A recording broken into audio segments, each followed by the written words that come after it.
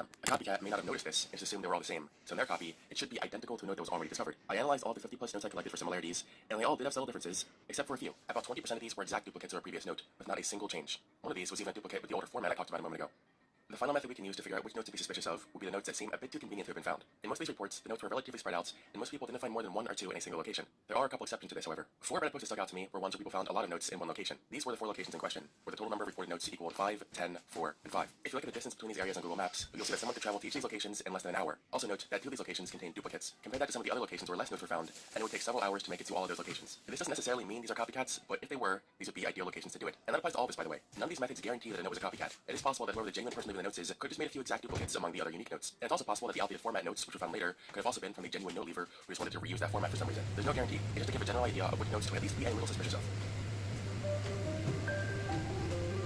With that out of the way, let's dive into a few theories. One of the earlier ideas brought up was that this might be part of some